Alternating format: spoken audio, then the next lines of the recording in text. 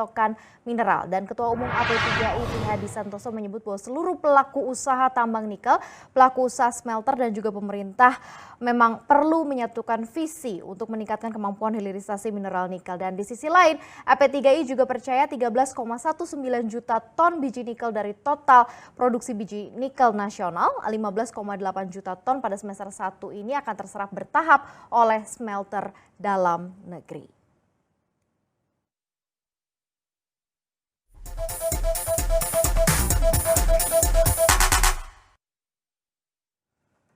Kalau tadi kita bahas mengenai batu bara begitu ya, terkait juga mengenai keringanan pembayaran royalti, dan sekarang kita coba lihat bagaimanakah komoditas yang lain begitu ya. Kita akan bahas mengenai industri nikel tanah air dalam segmen Mining Zone ini bersama dengan Sekretaris Jenderal Asosiasi Penambang Nikel Indonesia, Medi Catherine Lengke. Halo Ibu Medi, satu pekan berlalu setelah kita sempat pertemukan begitu ya antara APNI dan juga AP3I terkait mengenai harga begitu ya, sejauh ini seperti apa? Karena tadi dikatakan katanya patuh, berarti sudah ada kesepakatan atau seperti apa nih Bu Medi, mungkin update terbarunya nih?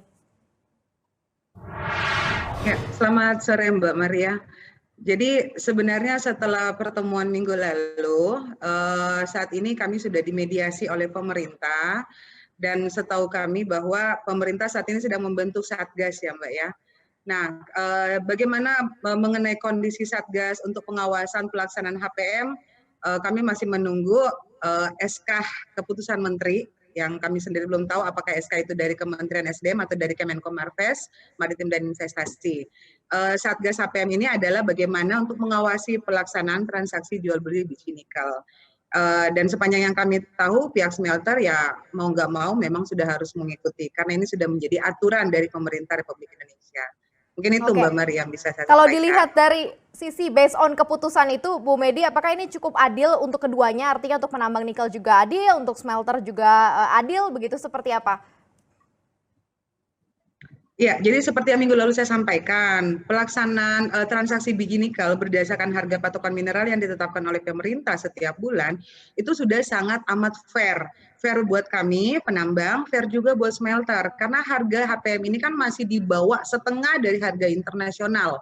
Dan ini masih mendapatkan sedikit profit buat kami para penambang, sehingga kami bisa menjual dan kami bisa melaksanakan segala kewajiban kami di tambang. Karena kan aturan mengenai kewajiban, baik royalti yang seperti tadi dibahas, kemudian aturan kewajiban-kewajiban kami yang lain, berdasarkan juga kewajiban IUP, itu kan sangat besar. Nah, berdasarkan harga HPM, jika transaksi memang diikuti dengan harga HPM, ya tentu sudah sangat fair.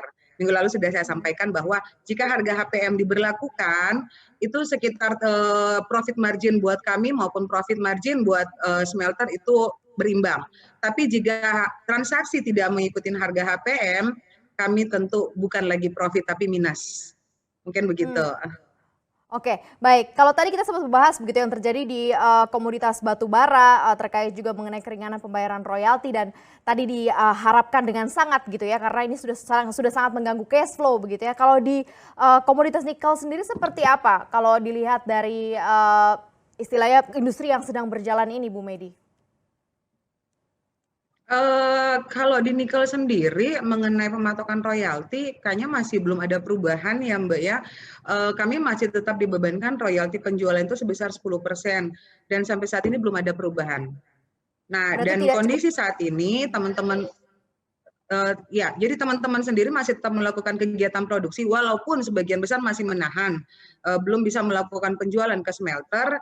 Kami masih menunggu pelaksanaan HPM dulu. Kalau memang HPM berjalan, Mbak, royalti 10% dari harga HPM itu masih masuk kok, masih worth it buat kami, dan itu untuk Oke, negara.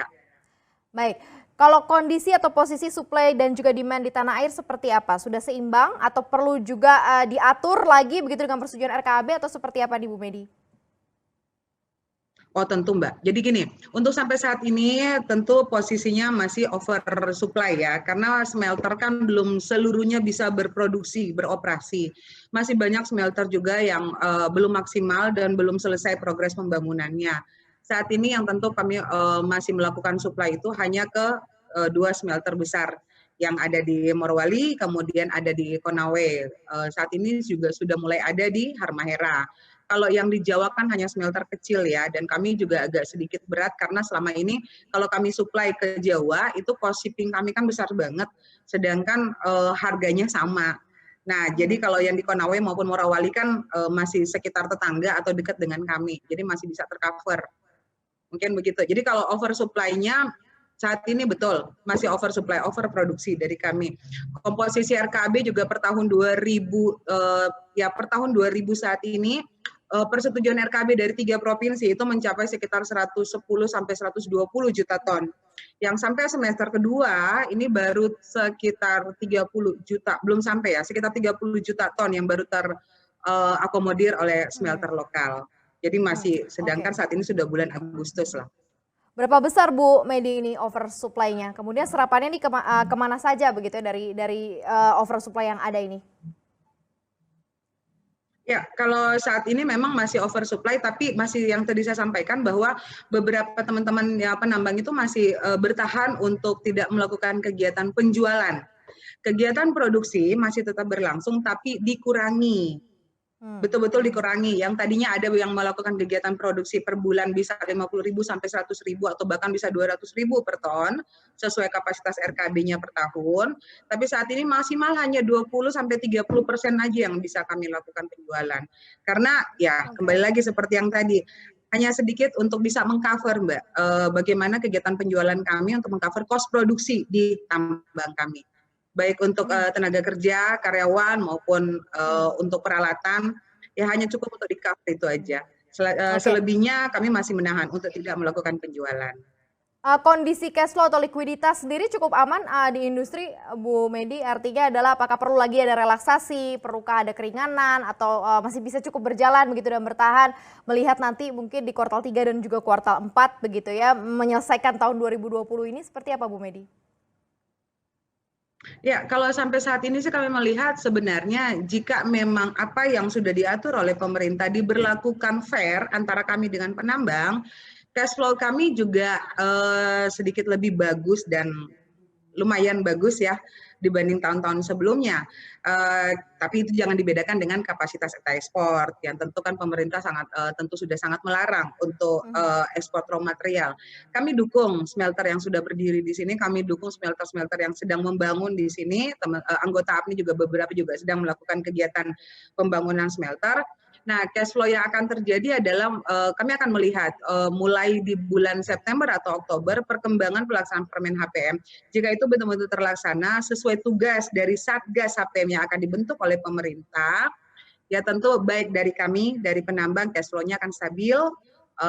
Cuma satu hal yang kami minta dari pemerintah, apakah dalam pembentukan Satgas HPM ini apakah diberlakukan juga mengenai bagaimana kita menjaga sustainable cadangan, karena kan seperti yang ulang-ulang kami sampaikan bahwa cadangan biji nikel ini kan maksimal 70% hanya kadar rendah. Kalau smelter hanya mau menerima yang kadar di atas 1,8, bagaimana dengan kadar yang lebih rendah? Itu yang akan menjadi dampak konservasi lingkungan loh, dan itu yang juga ya akan mengganggu, salah satu mengganggu cash flow penambang. Itu perlu dibuatkan seperti kontrak transaksi biji nikel atau maksimal kadar 1,8% atau tidak Bu Medi? Perlu dibatasi atau tidak kontraknya? Karena ini juga untuk menjaga, balik lagi nih ya, menjaga terkait mengenai cadangan nikel juga. Seperti apa? Ya, tentu Mbak. Karena gini, seperti dulu waktu 2017 dan sebelumnya kami kan dibatasin untuk ekspor maksimal kadar 1,7 maksimal ya. Jadi kontrak kami di kadar 1,65 ke 1,69. Itu pun luar biasa permintaan dari pihak luar. Nah, smelter yang ada di sini, yang sudah berdiri di sini, tentu kami juga minta ke pemerintah, jangan hanya meminta kepada smelter, jangan beli di kadar 1,8 up.